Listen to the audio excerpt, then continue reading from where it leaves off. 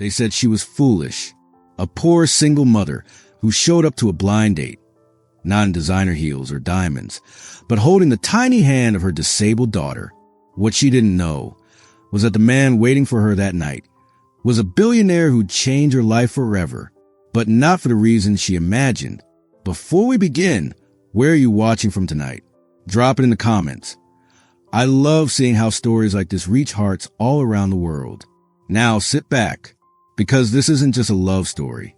It's a story about faith, kindness, and the kind of love that doesn't rescue, it restores. Let's begin. It was supposed to be just another evening. Another dinner Clara Bennett would rush through. Another reminder of how far her life had drifted from the dreams she once held close. But that night would be different. Through the warm glow of the city's lights, Clara stepped into a restaurant that felt far beyond her world. Her hand held tightly to the small fingers of her daughter, Lila. Clara was 28, a single mother with quiet grace that masked her exhaustion. Every step she took carried both strength and uncertainty. Beside her, 6-year-old Lila walked to the help of her leg brace, her curls bouncing, her smile fearless, her eyes full of wonder. As they entered, the soft murmur of the restaurant shifted. Conversations paused. Curious eyes turned toward them. The glitter of chandeliers and polished glass reflected a life that didn't belong to Clara. The looks that followed her were subtle, but she felt them all. Every whisper, every silent judgment. Her heart tightened. She wished she had said no to this blind date. She wished she had stayed home. Then, a small voice broke through her thoughts. "Mommy," Lila whispered, "don't be scared." Clara looked down. That little voice, that innocent faith, it was all the courage she needed. She lifted her chin and walked forward. Across the room, a man rose from his seat. Adrian Knight, 32, confident, composed, a man whose very presence carried quiet power. His brown hair caught the light, and behind his steel gray eyes was something no one else could see, grief long hidden beneath success. When he saw Clara and the little girl beside her, his expression changed. Surprise, curiosity, something deeper. He had expected someone polished, someone predictable. Instead, he saw sincerity, a woman warm but unbroken, and a child whose smile reached places in him he thought had long gone cold. He didn't know why, but something about them felt familiar, as though their paths had brushed before. As Clara and Lila made their way to the table, time seemed to slow. Two worlds, one built on quiet struggle, the other on unspoken loneliness, were about to collide. Neither of them knew it yet, but this meeting would change the course of their lives forever. It began on the night a poor single mother brought her disabled daughter on a blind date and met a billionaire who wasn't looking for love, but found it anyway. Morning light spilled through a thin curtain, falling across a small, worn apartment in the quiet part of the city. The alarm clock blinked 5:30 a.m. Before it could buzz, Clara Bennett was already awake. She moved carefully, soft steps across creaky floorboards, her hands brushing through blonde hair that hadn't seen rest in days. The kitchen was small, the kind of place where every sound echoed. The coffee pot hissed, the clock ticked, and the world outside was still half asleep. Clara wasn't. She never was. Every morning began the same way. A quick breakfast, a mental list of bills, and a whispered prayer that the day's tips would stretch far enough. She tied her apron with steady hands, even as the exhaustion beneath her calm surface quietly lingered. In the next room, a soft voice called out, "Mommy?" Clara turned, and there was Lila, 6 years old, bright-eyed, curls tumbling across her face, her leg brace glinting faintly in the morning light. "Good morning, sunshine," Clara whispered, kneeling to meet her gaze. Lila grinned. "I dreamed I could run, Mommy, really fast, like a superhero." Clara smiled, though her chest ached at the words. "You already are one," she said softly. "You don't need to run to be amazing." Lila laughed, and for a moment, the heaviness of the room disappeared. They ate cereal together at a wobbly kitchen table. Lila talked about school, about her friend Mia's glitter pens, about wanting to draw pictures for the customers at Mommy's Cafe. Her imagination colored every corner of that gray little room. To her, the world was still bright. Clara listened, half smiling, half fighting the guilt that always followed joy. She wished she could give Lila more: new shoes, better toys, a life that didn't always depend on maybe next month.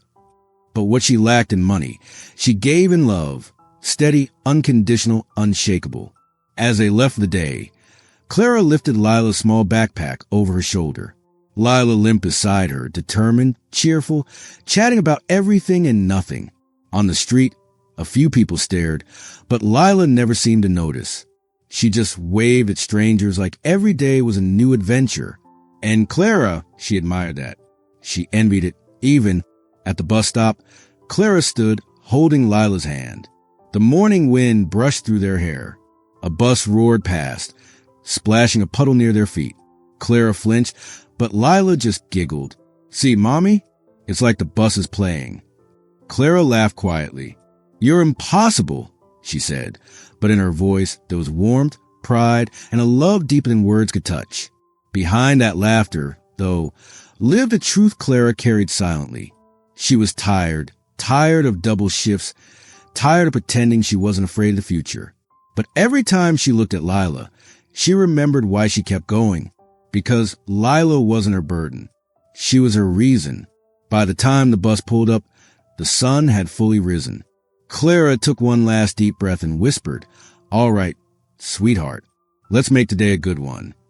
And with that, mother and daughter stepped onto bus. Two small figures moving through a world that rarely noticed them. Neither of them knew that fate was already in motion, that before the week was over, a stranger's name, Adrian Knight, would change their life forever.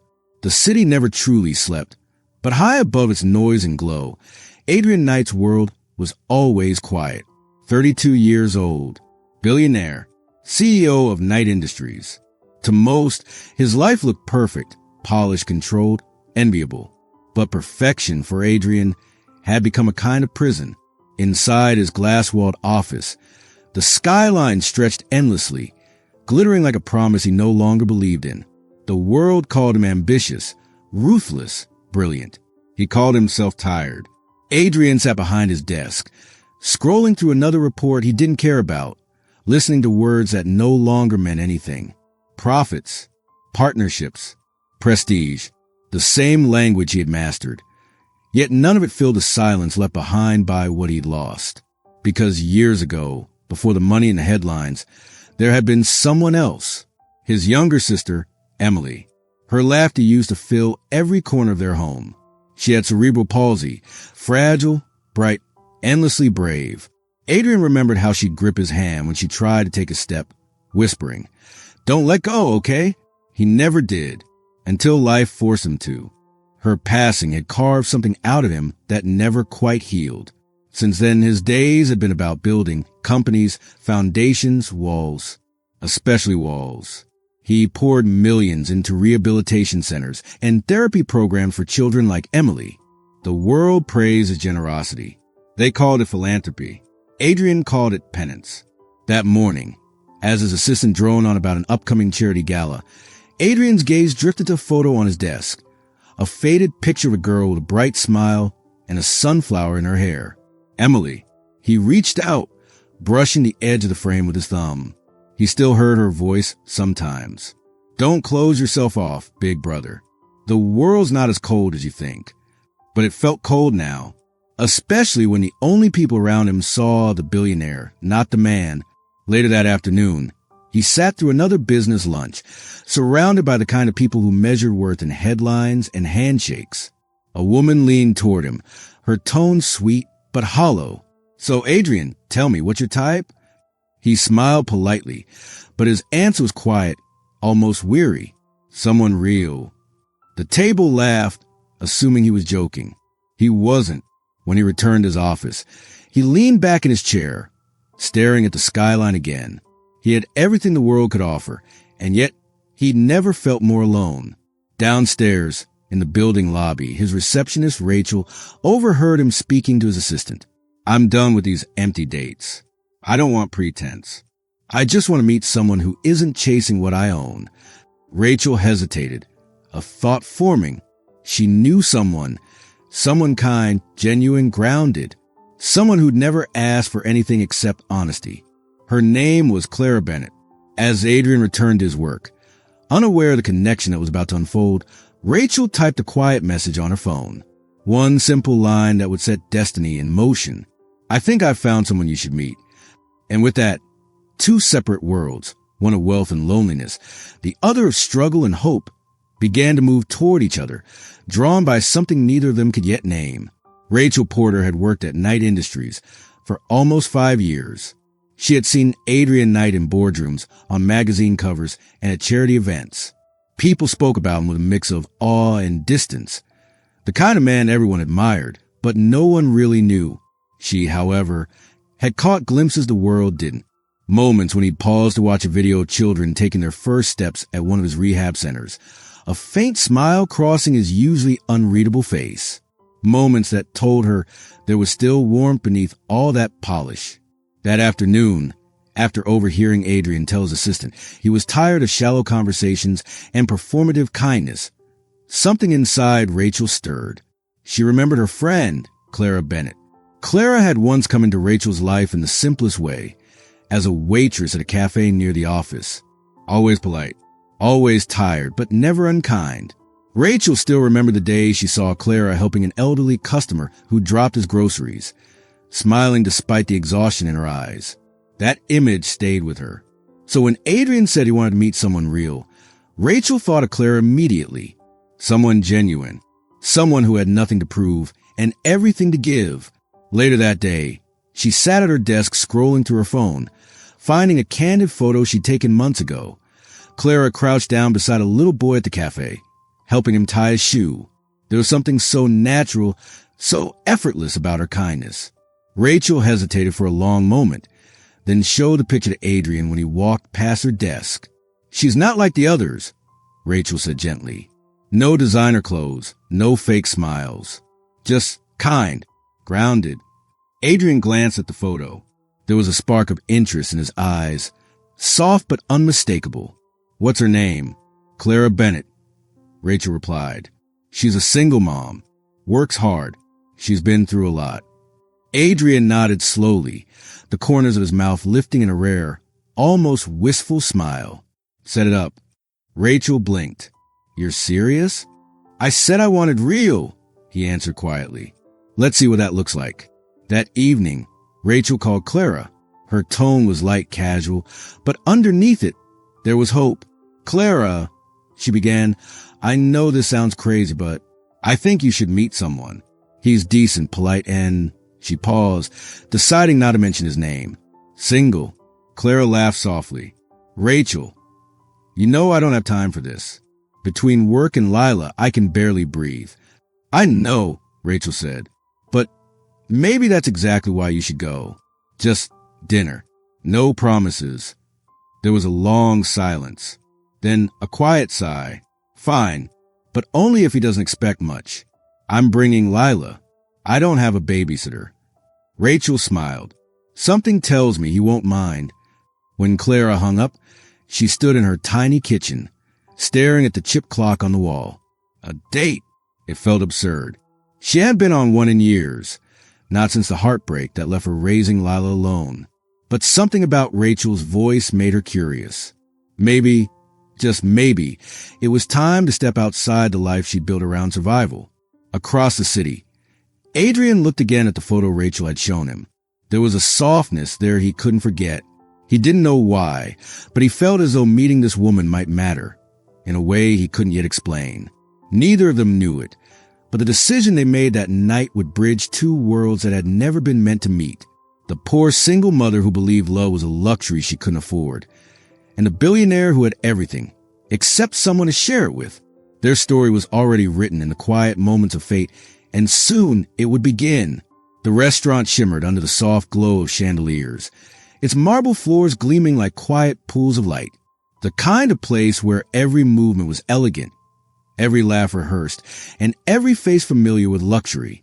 Clara Bennett had never been in a place like this before. She stood at the entrance, adjusting the strap of her worn handbag, her heart thudding so loudly it almost drowned out the hum of polite conversation. Her thrift store dress, neat but simple, felt suddenly out of place among glittering jewelry and tailored suits.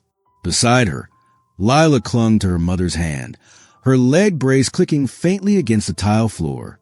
Her little face shone with excitement, not fear. "Wow, Mommy," she whispered. "It's like a castle." Clara smiled weakly. "Just remember, sweetheart, we're only here for dinner." A waiter approached, polished and polite, his eyes flicking briefly to Lila's brace before he asked for their name. "Reservation for night," Clara said softly. He nodded, gesturing toward a corner table by the window. Clara followed him, her hand trembling as she brushed her hair behind her ear. At that table sat Adrian Knight. When he looked up and saw them, something inside him shifted. He had expected someone polished, maybe a bit guarded, but instead, he saw a woman who carried quiet strength like armor, and a child whose laughter immediately lit the dim corners of his mind. For a moment, he couldn't speak. She was nothing like anyone he had ever met. Clara noticed a pause, and her heart sank. Of course he was surprised. Of course she didn't belong here. "I'm sorry," she began quickly. Rachel didn't mention I'd be bringing my daughter. I can leave if..." Adrian rose to his feet before she could finish. His tone was calm, steady. "You must be Clara." He turned to Lila and knelt down slightly, so he was eye level with her. "And you must be the brave one I've heard so much about." Lila giggled, a sound so pure it made a few nearby diners glance over. Clara felt her shoulders relax just slightly. They sat down. The first few minutes were awkward, a dance of polite smiles and nervous glances. Clara kept apologizing for small things. The noise, Lila's questions, her own hesitation. Then, halfway through dinner it happened. Lila, eager to sip her juice, tipped the glass too quickly. A bright red splash spread across the white tablecloth. Clara froze, mortified. "I'm so sorry," she whispered, grabbing napkins in panic. "We'll clean it up." Before she could move, Adrian reached for a cloth, his movements calm and unbothered. He crouched down, blotting the spill himself, his voice gentle. "No harm done, kiddo," he said with a small smile. "Happens to the best of us." Lila's eyes widened. "Even to billionaires?" Adrian chuckled softly. "Especially to billionaires." The table erupted in quiet laughter. The tension that had hung in the air began to dissolve. Slowly, naturally, Clara sat back, watching him, unsure what to make of this man who didn't seem to care about appearances. He asked about Lila's favorite books, about what she wanted to be when she grew up. He asked Clara about her work, not with pity, but genuine interest. For the first time in years, Clara felt seen, not as a struggling mother, not as a charity case, just herself. By dessert, Lila was telling stories about her school art projects while Adrian listened, completely absorbed. Clara caught him smiling more than once. Not the practiced smile of a businessman, but something softer, real. When the check arrived, Clara instinctively reached for her purse. Adrian shook his head gently. "Tonight's on me, and before you argue, just let me pretend to be a gentleman for one evening." She hesitated, then smiled. "Only if you promise to let me buy the coffee next time." He looked at her for a long moment. "Next time," he said quietly, as if testing how the words felt. As they walked out into the cool night air, Lila skipped ahead, humming softly. Adrian walked beside Clara, hands in his pockets, the city lights reflecting in his eyes. Neither spoke much, but the silence between them wasn't heavy anymore. It was peaceful. At the corner, Clara turned to him. "Thank you for not making tonight awkward." He smiled faintly. "It wasn't awkward, Clara. It was real." And for the first time in a long time, Adrian Knight, man of fortune, of facades and endless expectations, felt something genuine stirring inside him. As Clara and Lila disappeared down the street, he found himself standing there longer than he meant to, watching them go. Something told him this wouldn't be the last time he'd see them. And he was right, because that night, in a world built on appearances, two people who didn't belong to each other's worlds had unknowingly taken the first step towards something extraordinary. The city outside pulsed with life, but inside the quiet restaurant, time seemed to slow. Plates cleared, candles burned lower, and the distant sound of laughter from other tables faded into a gentle hum. Only 3 voices remained. Clara's soft and hesitant, Lila's bright and curious, and Adrian's calm, steady tone that carried warmth she hadn't expected. Clara had meant to talk so much, but something about Adrian made it easy, effortless, even. He didn't interrupt. He didn't try to fix her words.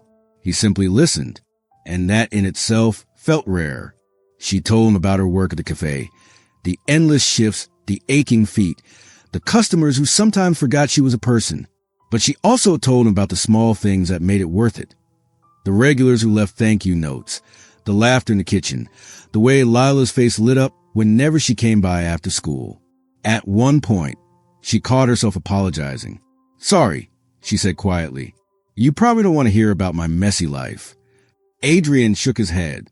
"I'd rather hear about something real than another story about stock prices or social galas." He smiled faintly. "Your messy life sounds a lot more honest than mine." She studied him then, as if seeing past the polished exterior. There was something behind his calm, a kind of loneliness that mirrored her own. When Lila started drawing on a napkin with a spare pen, Adrian leaned closer.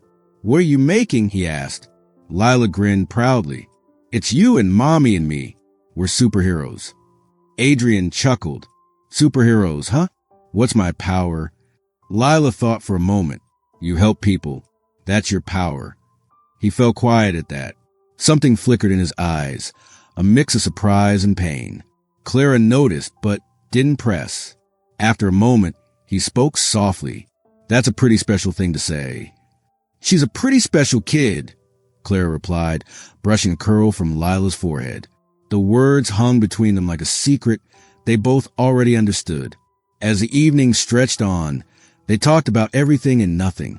Favorite books, the best places for coffee, childhood memories that made them both laugh. Adrian told her about growing up with his sister, though he didn't say her name, just that she had taught him to see the world differently, to value people, not appearances. Clara listened, eyes soft, sensing that his story carried more weight than he let on. When the waiter brought dessert, a slice of chocolate cake Lila couldn't resist. Clara tried to refuse. "We really shouldn't," but Adrian insisted. "It's just cake," he said with a grin. Everyone deserves something sweet once in a while. For the first time in years, Clara allowed herself to relax, to laugh without worrying who might be watching. There was a lightness in the air. Not romance, not yet, but something deeper forming quietly beneath the surface. When it was time to leave, Lila slipped her small hand into Adrian's without hesitation. He looked down at her, startled at first, then smiled, the kind of smile that came from somewhere honest. Outside, under the soft city lights, Clara thanked him again for dinner. "You didn't have to be so kind," she said. "I wanted to be," he replied simply. And for a fleeting moment, their eyes met. Two people from different worlds, connected by something that didn't need to be spoken aloud. As Clara and Lila disappeared into the night, Adrian stood watching until they were gone. He didn't know why, but he couldn't shake the feeling that he just met someone who might finally understand him. Not because of who he was, but because of who he'd stopped trying to be. And as he walked back to his car, a quiet thought settled in his chest. A thought that felt dangerously close to hope. That night, long after the restaurant lights dimmed and the laughter faded into memory, Adrian Knight sat alone in his penthouse office. The city stretched beneath him, all glass and gold, but for once, he wasn't looking at it. He was thinking of her, Clara Bennett.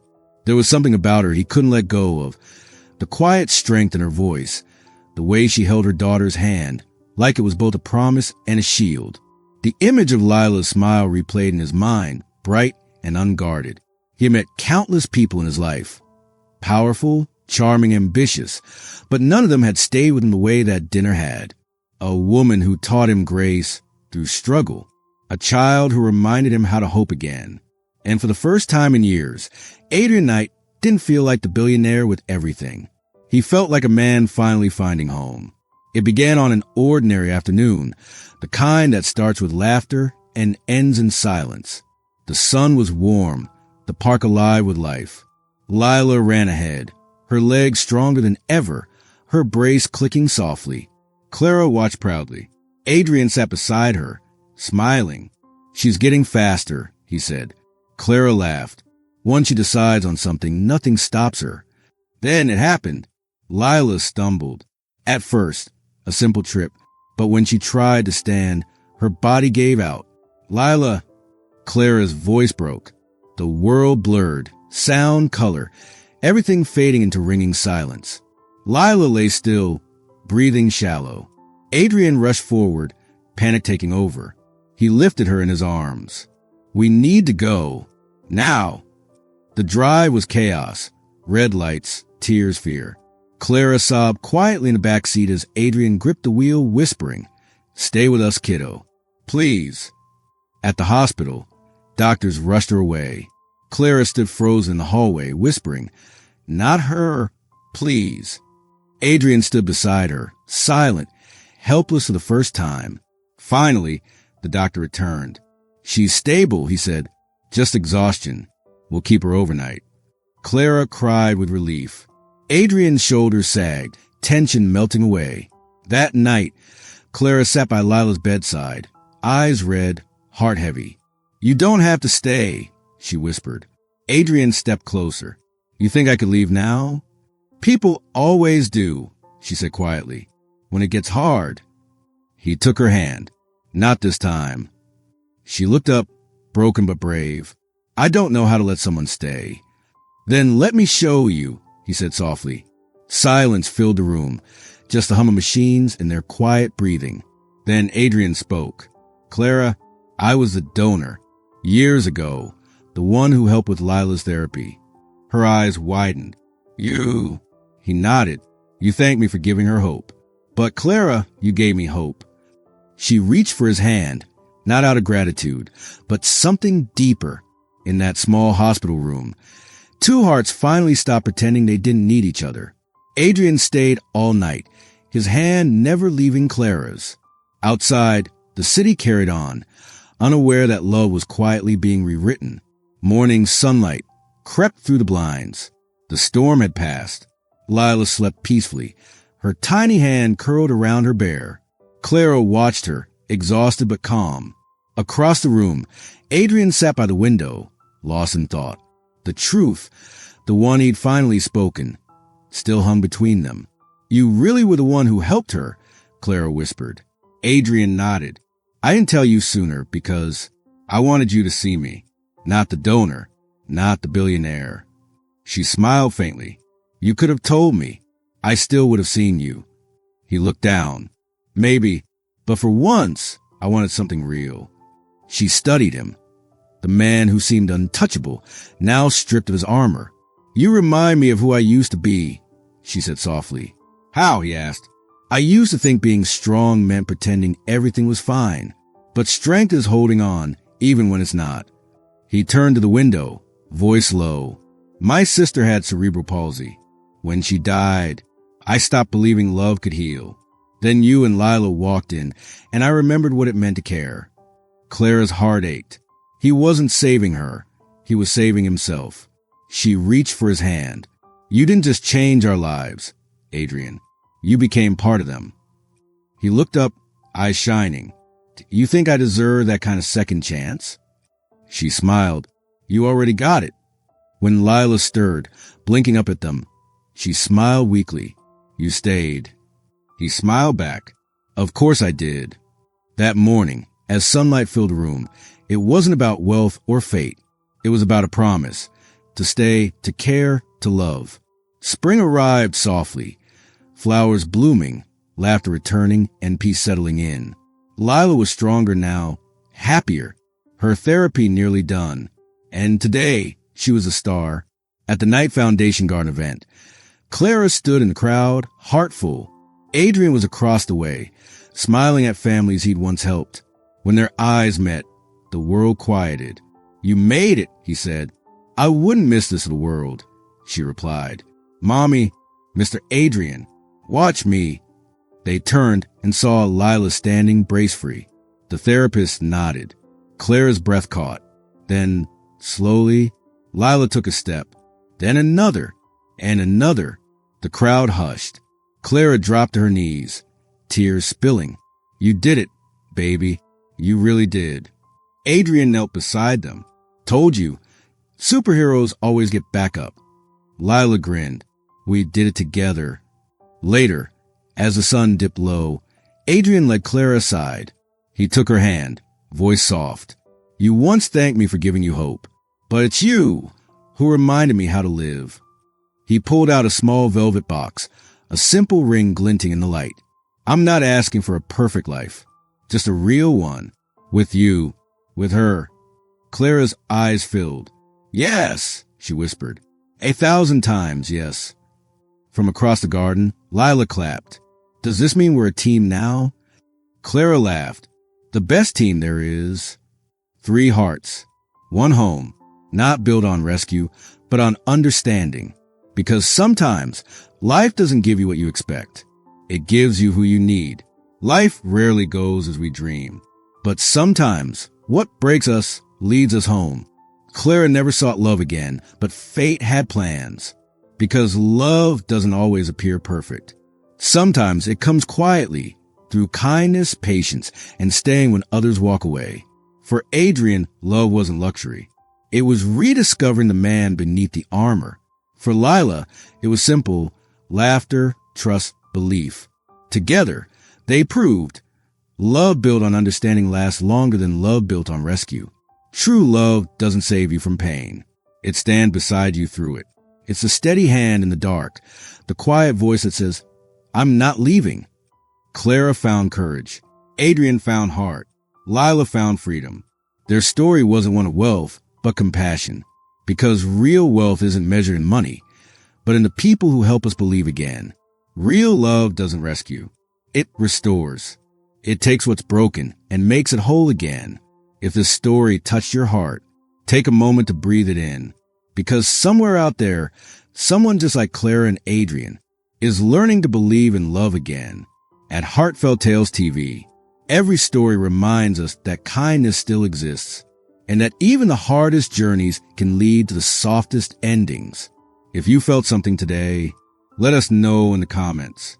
And don't forget to subscribe for more stories that speak straight to the heart. Until next time, keep believing in second chances.